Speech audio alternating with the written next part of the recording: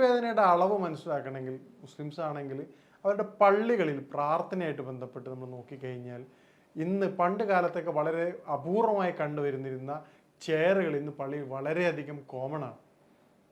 കാരണം ഒരുപാട് എണ്ണം കൂടുകയാണ്. അതിൻ്റെ ഏറ്റവും പ്രധാനപ്പെട്ട കാരണം നമ്മൾ സഡൻറ്ററി ലൈഫ് സ്റ്റൈലാണ്.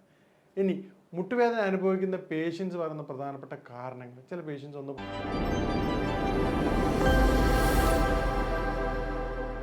മുട്ടുവേദന എന്നുള്ളത് ഇന്ന് വളരെ കോമൺ ആയിട്ടുള്ള അസുഖമാണ്. പ്രായമുള്ളവരിലും യുവാക്കളിലും വളരെയധികം കണ്ടുവരുന്നുണ്ട്. നമ്മുടെ ക്ലിനിക്കിൽ വരുന്ന മുട്ടുവേദനയായിട്ട് ബന്ധപ്പെട്ട പ്രായമുള്ളവരായാലും യുവാക്കളായാലും അതെങ്ങനെ പൂർണ്ണമായിട്ട് എങ്ങനെ മാറ്റിയെടുക്കാം എന്നുള്ളതാണ് നമ്മൾ ഇന്നത്തെ വീഡിയോയിൽ ഡിസ്കസ് ചെയ്യുന്നത്. ഞാൻ ഡോക്ടർ മോഹ്സിൻ. ഇന്ന് നമ്മൾ സംസാരിക്കുന്ന വിഷയം മുട്ടുവേദനയുടെ കാരണങ്ങളും അതെങ്ങനെ നമുക്ക് പരിഹരിക്കാം എന്നുള്ളതാണ്. മുട്ടുവേദനയുടെ അളവ് മനസ്സിലാക്കണമെങ്കിൽ മുസ്ലിംസ് ആണെങ്കിൽ അവരുടെ പള്ളികളിൽ പ്രാർത്ഥനയായിട്ട് ബന്ധപ്പെട്ട് നമ്മൾ നോക്കിക്കഴിഞ്ഞാൽ ഇന്ന് പണ്ട് കാലത്തൊക്കെ വളരെ അപൂർവമായി കണ്ടുവരുന്നിരുന്ന ചെയറുകൾ ഇന്ന് പള്ളിയിൽ വളരെയധികം കോമൺ ആണ്. കാരണം ഒരുപാട് എണ്ണം കൂടുകയാണ്. അതിൻ്റെ ഏറ്റവും പ്രധാനപ്പെട്ട കാരണം നമ്മൾ സഡൻറ്ററി ലൈഫ് സ്റ്റൈലാണ്. ഇനി മുട്ടുവേദന അനുഭവിക്കുന്ന പേഷ്യൻസ് പറയുന്ന പ്രധാനപ്പെട്ട കാരണങ്ങൾ ചില പേഷ്യൻസ് ഒന്ന് പറയാറുണ്ട്, ഡോക്ടർ എൻ്റെ വീടിൻ്റെ ഫസ്റ്റ് ഫ്ലോർ ഞാൻ ഇന്ന് വരെ കണ്ടിട്ടില്ല. നിങ്ങൾ ആ മരുന്ന് കുടിച്ചതിന് ശേഷം എനിക്ക് മുകളിൽ കയറാൻ പറ്റി, സന്തോഷത്തോടെ ജീവിക്കണം, നടക്കാൻ പറ്റാറില്ല ഡോക്ടർ, പള്ളികളിൽ പോകാൻ പറ്റാറില്ല, പ്രാർത്ഥനയിൽ പങ്കെടുക്കാൻ പറ്റാറില്ല, സുജൂദ് നിലനിർത്തി ചെയ്യാൻ പറ്റാറില്ല. ഇത്തരത്തിൽ വളരെ സങ്കടകരമായ രൂപത്തിലാണ് പേഷ്യൻസ് നമ്മളോട് പറയാറുള്ളത്. ഇതിൽ പ്രായാധിക്യമല്ല, ക്രോണിക് അല്ലാത്ത പേഷ്യൻസിനൊക്കെ നമുക്ക് പൂർണ്ണമായിട്ടും മാറ്റിക്കൊടുക്കാൻ പറ്റാറുണ്ട്. അധികം ക്രോണിക് അല്ലാത്ത സ്ട്രക്ചറൽ ഡാമേജ് വരാത്ത പേഷ്യൻസിന് മുട്ടുവേദന നമുക്ക് പൂർണ്ണമായിട്ടും മാറ്റിക്കൊടുക്കാറുണ്ട്. ഇവരുടെ ബുദ്ധിമുട്ട് ഇപ്പം ചില പേഷ്യൻസ് പറയാറുണ്ട്, ഡോക്ടർ നിൽക്കാൻ പറ്റാറില്ല. യുവാക്കളാണെങ്കിൽ പോലും 30-40 വയസ്സുള്ള യുവാക്കളാണെങ്കിൽ പോലും പറയും, ഡോക്ടർ നിന്ന് ജോലി ചെയ്യുമ്പോൾ മുട്ടിന് ബുദ്ധിമുട്ട് വരികയാണ്. അപ്പോൾ എന്തൊക്കെയാണ് മുട്ടുവേദനയുടെ കാരണങ്ങളെന്ന് നമുക്ക് പരിശോധിക്കാം. മുട്ടുവേദനയുടെ ഏറ്റവും പ്രധാനപ്പെട്ട കാരണം 2 തരത്തിലാണ്. യുവാക്കളെ സംബന്ധിച്ചിടത്തോളം സഡൻ ഇൻസിഡൻസ്, ഉദാഹരണത്തിന് ബൈക്കിൽ പോകുമ്പോൾ തട്ടിപ്പോവുക, അല്ലെങ്കിൽ എവിടെയെങ്കിലും പെട്ടെന്ന് സ്കിപ്പ് ആവുക, ആ രൂപത്തിൽ സംഭവിക്കുന്ന വളരെ ചെറിയ നിസ്സാരമായ ഒരു നീർക്കെട്ടാണ് അത് സ്റ്റാർട്ട് ചെയ്യുക. അത് കെയർ ചെയ്യാതെ ഓവർ സ്ട്രെയിൻ ചെയ്യും. ബോഡിയുടെ ഒരു മെക്കാനിസം ഉണ്ട്, നമ്മളെ ബുദ്ധിമുട്ടുകൾ അറിയിക്കാതെ പരമാവധി ബോഡി തന്നെ അത് ഓവർകം ചെയ്യും. അപ്പോൾ എന്ത് ചെയ്യും, വലത്തെ കാൽമുട്ടിനാണ് ഈ ബുദ്ധിമുട്ട് വന്നതെങ്കിൽ പതിയെ ഇടത് ഭാഗത്തേക്ക് അത് കൊടുക്കും. അപ്പോൾ 3-4 മാസം കഴിയുന്നതോടുകൂടി തന്നെ ഇടത്തെ കാൽമുട്ടിന് പെയിന് തുടങ്ങും. ആദ്യം സ്റ്റാർട്ട് ചെയ്തത് വലത്തെ മുട്ടിനാണെങ്കിൽ പിന്നീട് അത് കുറച്ച് കഴിയുമ്പോൾ തന്നെ അത് ഇടത്തെ കാലിനും സ്റ്റാർട്ട് ചെയ്യും. 2 കാൽമുട്ടിനും ഒരുമിച്ച് പെയിൻ സ്റ്റാർട്ട് ചെയ്ത് കഴിഞ്ഞാൽ പിന്നീട് ആൾ ടോട്ടലി ലോക്കാവുകയാണ്. പണ്ട് ചെയ്ത് യാതൊരുവിധ കാര്യങ്ങളും ചെയ്യാൻ പറ്റാത്തൊരവസ്ഥയാണ്. ഈ അടുത്ത് വന്നൊരു പേഷ്യൻറ്റ് 40 വയസ്സുള്ള യുവാവാണ്. യുവാവിൻ്റെ സംസാരിച്ച സമയത്താണ് ഡോക്ടർ ഇങ്ങനെയാണ് സ്റ്റാർട്ട് ചെയ്തത്. അപ്പം മുട്ടുവേദനയ്ക്ക് നമ്മുടെ ഏറ്റവും പ്രധാനപ്പെട്ട യുനാനി വൈദ്യശാസ്ത്രം അനുസരിച്ച് മുട്ടുവേദനയുടെ കാരണം അവിടെ നീർക്കെട്ടാണ്. ഇത് റെജിമെൻ്റൽ തെറാപ്പിയിലൂടെ നമ്മൾ റെജിമെൻ്റൽ തെറാപ്പി ചെയ്യുകയാണെങ്കിൽ അവിടെ നീർക്കെട്ട് നമുക്ക് പൂർണ്ണമായി മാറ്റിയെടുത്തുകൊണ്ട് ആ ഭാഗങ്ങളിലെ രക്തയോട്ടം വർദ്ധിപ്പിക്കാൻ സഹായിക്കാറുണ്ട്. ഇത് മുട്ടുവേദനയ്ക്ക് വളരെ ഫലപ്രദമായ എഫക്റ്റ് കൊടുക്കാറുണ്ട്. ഈ പറഞ്ഞ കാര്യം ഒരുപാട് കാരണങ്ങളുണ്ട്. ഇതിന് വളരെ ക്രോണിക് അല്ലാത്ത പെട്ടെന്ന് വന്നിട്ടുള്ള പെയിനുകളൊക്കെ നമുക്ക് യാതൊരുവിധ തെറാപ്പികളും ഇല്ലാതെ തന്നെ മെഡിസിൻ കൊണ്ട് തന്നെ പൂർണ്ണമായിട്ടും മാറാറുണ്ട്. നേരത്തെ പറഞ്ഞ ഒരു 55 വയസ്സുള്ള ഒരു പ്രായമുള്ള ഒരാളായിരുന്നു, ഡോക്ടർ എൻ്റെ വീട് എടുത്തിട്ട് എൻ്റെ മുകളിൽ എനിക്ക് കയറാൻ പറ്റിയിട്ടില്ല, നിങ്ങൾ മെഡിസിൻ കഴിച്ചതിന് ശേഷം അല്ലെ ഓയിൽ അപ്ലൈ ചെയ്തതിന് ശേഷമാണ് എനിക്ക് മുകളിൽ പോയിട്ട് സന്തോഷത്തോടു കൂടി അദ്ദേഹത്തിൻ്റെ വീട് കണ്ട കാര്യമാണ് പറഞ്ഞിരുന്നത്. അപ്പോൾ ഇത്തരത്തിൽ നമ്മൾ സ്റ്റാർട്ടിങ്ങിനെ ട്രീറ്റ് ചെയ്യുകയാണെങ്കിൽ മുട്ടുവേദന പൂർണ്ണമായിട്ടും നമുക്ക് മാറ്റിയെടുക്കാവുന്നതാണ്.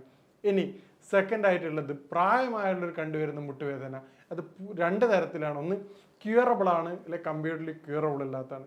ചില പേഷ്യൻസിനോട് തുറന്ന് പറയാറുണ്ട്, നിങ്ങളുടെ അസുഖം പൂർണ്ണമായിട്ടും മാറില്ല, ഇത് സ്ട്രക്ചറൽ ഡാമേജ് വന്നിട്ടുണ്ട്, തേയ്മാനം പൂർണ്ണമായിട്ട് ഉണ്ടായിട്ടുണ്ട്.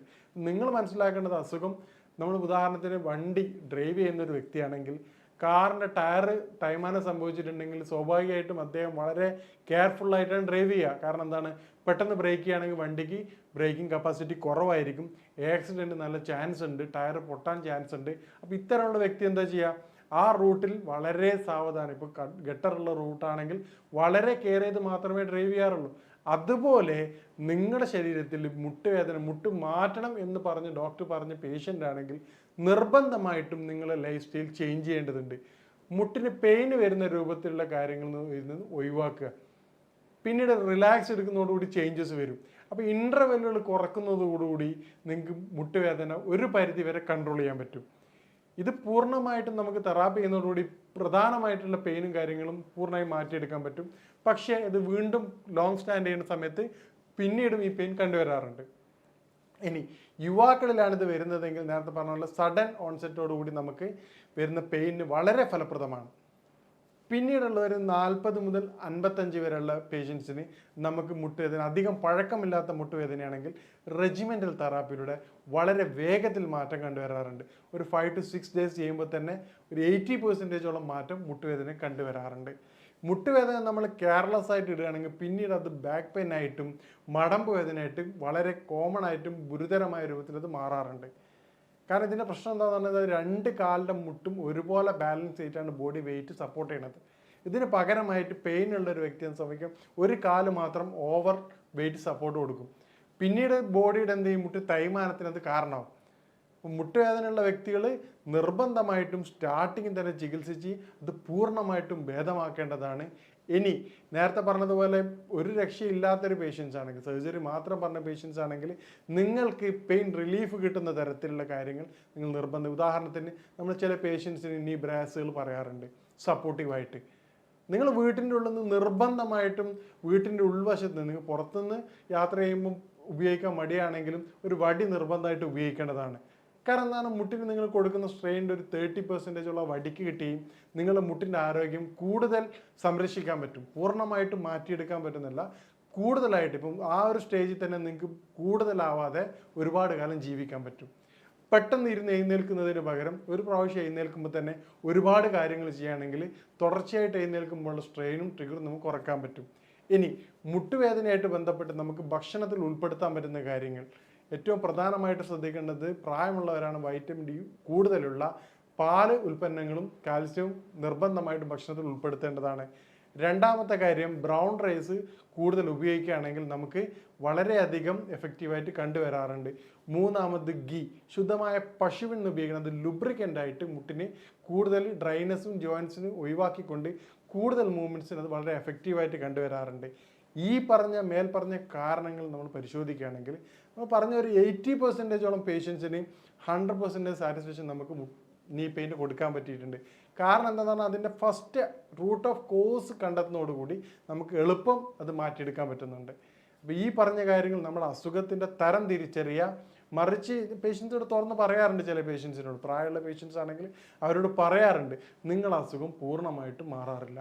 അപ്പോൾ അവർ പറയും ഡോക്ടറെ, ഞാൻ പറയും ഇതിൻ്റെ ഓപ്ഷൻ സർജറിയാണ്. അപ്പോൾ ഡോക്ടർ എന്താണ് നിങ്ങൾ സർജറി ഇല്ലാതെ ഇരിക്കാൻ? ഞാൻ പറയും സർജറി ഇല്ലാതെ ഇത് മാറില്ല. അപ്പോൾ അവർ പറയും ഡോക്ടറെ സർജറി ഇല്ലാതെ എന്താ? എന്ന് പറയും സർജറിക്ക് വില്ലിങ്ങുള്ള ആൾക്കാരാണെങ്കിൽ അവർ റെഫർ ചെയ്യും. ഇല്ലാത്ത പേഷ്യൻസിനോട് പറയും സർജറി ഇല്ലാതെ നിങ്ങൾക്ക് മാറാം.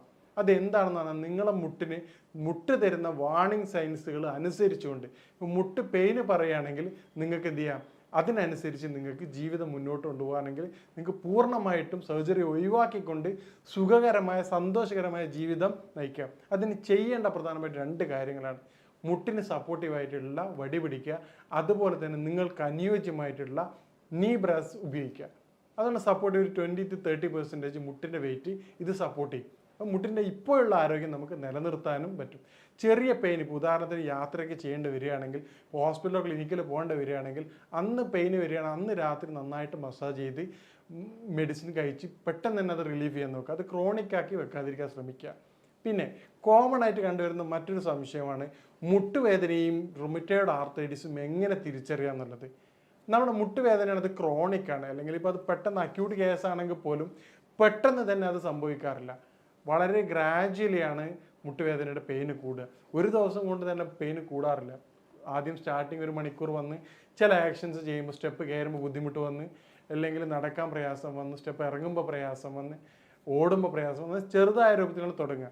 അതേ സ്ഥാനത്ത് റുമറ്റോയ്ഡ് ആർത്രൈറ്റിസ് സഡൻ ഓൺസെറ്റ് ആയിരിക്കും. അതായത് ഒരു 3 to 4 hours കൊണ്ട് തന്നെ പെയിൻ സ്റ്റാർട്ട് ചെയ്യാൻ തുടങ്ങും.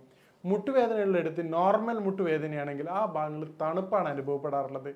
റുമറ്റോയ്ഡ് ആർത്രൈറ്റിസിൽ അതിന് പകരം ചൂടാണ് അനുഭവപ്പെടാറുള്ളത്. കാരണം ആ ഭാഗങ്ങളിൽ ഉണ്ടാകുന്ന ഇന്റേണൽ ഇൻഫ്ലമേറ്ററിയാണ് ആ ചൂടിന് കാരണം. മൂന്നാമത് മുട്ടുവേദനയെടുത്ത് നല്ല സിവിയർ ആയിട്ട് പ്രസ് ചെയ്യുമ്പോൾ മാത്രമേ പെയിൻ അനുഭവപ്പെടാറുള്ളൂ. റുമറ്റോയ്ഡ് ആർത്രൈറ്റിസ് നമ്മൾ തൊടുമ്പോൾ തന്നെ വേദന കൊണ്ട് രോഗി പൊളിയാറുണ്ട്.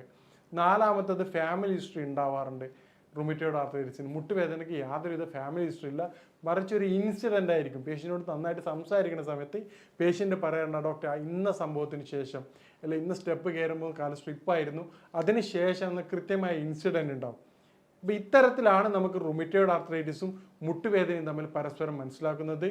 ഇനി മുട്ടുവേദനയ്ക്ക് ചെയ്യാൻ പറ്റുന്ന കാര്യങ്ങൾ എന്താണെന്ന് നോക്കാം.